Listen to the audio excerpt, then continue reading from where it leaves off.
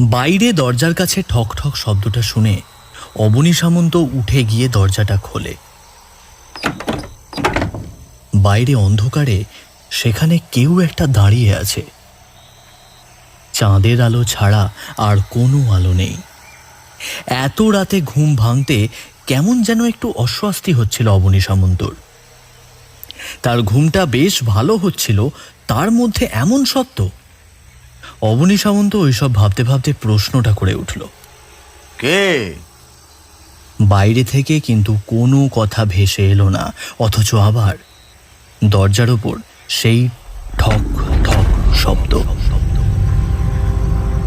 ঘরের ভেতরে হ্যারিকেনটা অল্প দমে জ্বলছিল, সেটা এখন পুরো দমে বাড়িয়ে দিল অবনী। তারপর দরজার দিকে এগিয়ে গিয়ে দরজার হুড়কোটা নামাতেই বাইরে থেকে দরজাটা খুলল কেউ। সঙ্গে সঙ্গে এক ঝাঁক ঠান্ডা বাতাস ঘরের ভেতরে ঢুকে এসে অবনীর সদ্য জড়িয়ে রাখা চাদরের ওপর ঝাঁপিয়ে পড়ল যেন। আর তার সঙ্গে সঙ্গেই অবনী দেখতে পেল বাড়ির সামনে বারান্দার উপরে কে একজন দাঁড়িয়ে রয়েছে। অবনী মনে মনে একটু বিরক্তই হলো। এত রাতে একজন এসেছে, এতক্ষণ ধরে সে কোনো কথা বলছে না।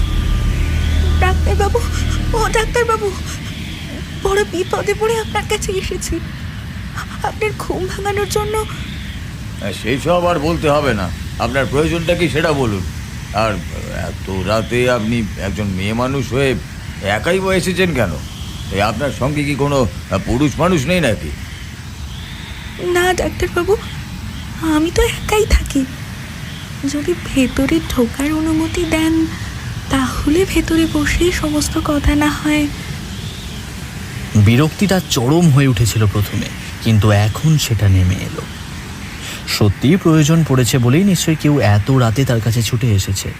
তাছাড়া একজন মেয়ে মানুষ যখন, অকারণে তো এত রাতে সে আসবে না। তাই দরজা থেকে সরে গিয়ে ভেতরে আসতে বলল অবনী।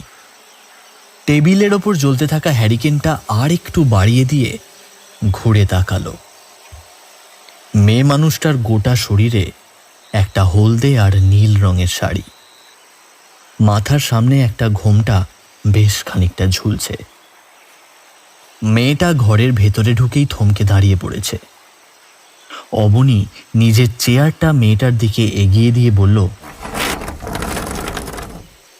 আচ্ছা ঠিক আছে, এটাই বসুন, তারপরে বলুন কি হয়েছে। যদি আপনার আপত্তি না থাকে আপনি আপনার মাথার ঘোমটাটা সরাতে পারেন।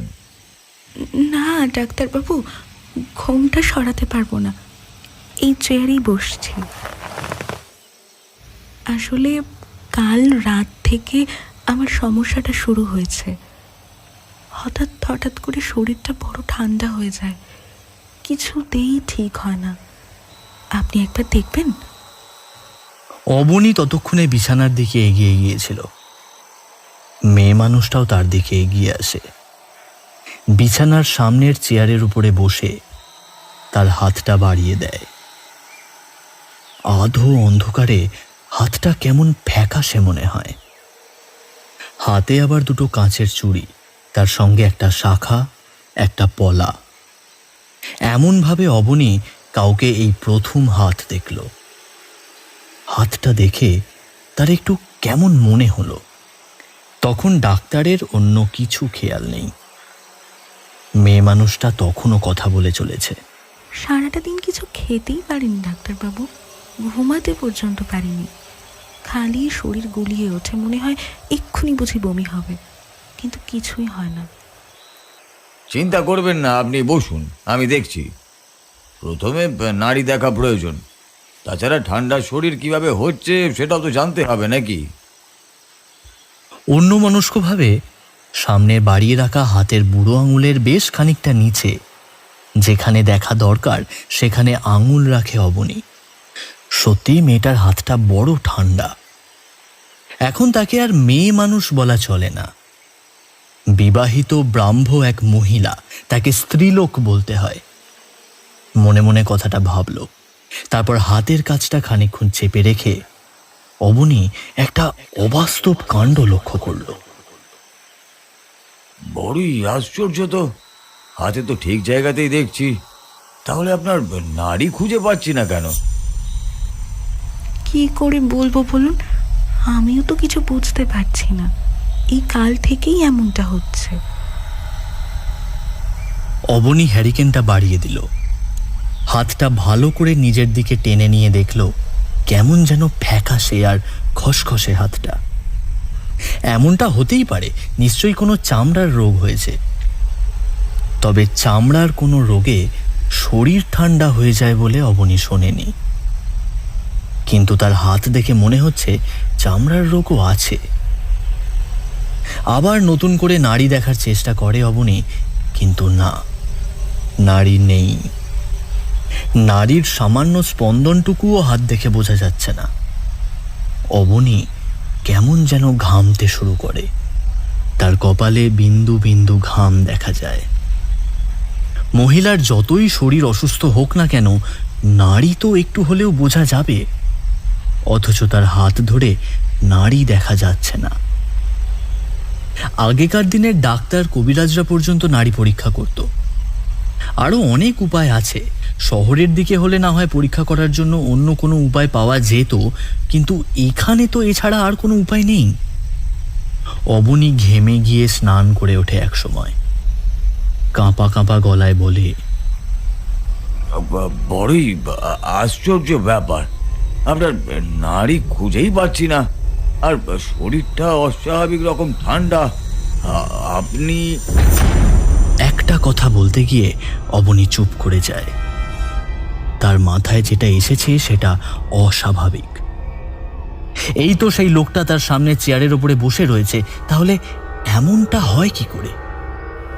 আর বলবেন না ডাক্তারবাবু, এবার যখন ওই গ্রামের বাইরে মাঠের কাছে লোকেরা ফেলে দিয়ে এলো, তারপর থেকেই এমনটা হচ্ছে।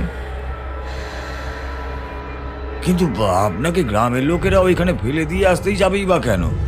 ওখানে তো শুনেছি অনেক ছোট দেহ ফেলে আসতো, পাশেই শ্মশান, যারা পোড়াতে পারে না তারা ওখানে মৃতদেহ ফেলে আসে। আচ্ছা, সে যাই হোক, এই আপনার ঘোমটাটা একটু খুলতে হবে, চোখ আর জিভটাও তো পরীক্ষা করা প্রয়োজন নাকি? চোখকে দেখতেই হবে ডাক্তারবাবু, না দেখলে হবে না? দেখুন, আপনার যে কি হয়েছে তা আমি এখনো বুঝতে পারছি না, আর একটু ভালো করে দেখা প্রয়োজন। বুঝতে পারছি আপনার হয়তো লজ্জা লাগছে, কিন্তু আমি তো একজন ডাক্তার নাকি? অবনী তার কথাটা শেষ করতে পারল না। খোলা দরজা দিয়ে হাওয়া এসে ঢুকছিল, সেই জানলা দিয়েই চাঁদের আলো এসে ঘরে ঢুকছিল। হঠাৎ করে একটা দমকা হাওয়া এসে স্ত্রীলোকের মুখের ঘোমটা খানা সরিয়ে দিল।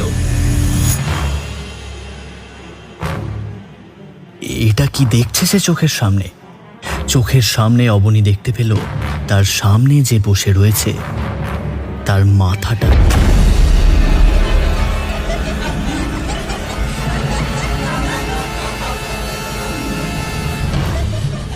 একটা শরীর রয়েছে, তার দুটো হাতের মধ্যে একটা হাত এখনো অবনীর হাতে ধরা, তার পা দুটোও দেখা যাচ্ছে, কিন্তু ঘোমটা সরে যাওয়ায় তার মাথাটা আর দেখা যাচ্ছে না।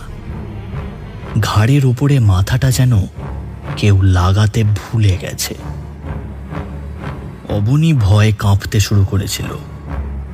মেয়ে মানুষটা কিন্তু তখনও কথা বলে চলেছে। তার কথা কোথা থেকে ভেসে আসছে সেটা অবনী বুঝতে পারল না। ডাক্তারবাবু, বলেছিলাম না চোখ দেখতে পাবেন।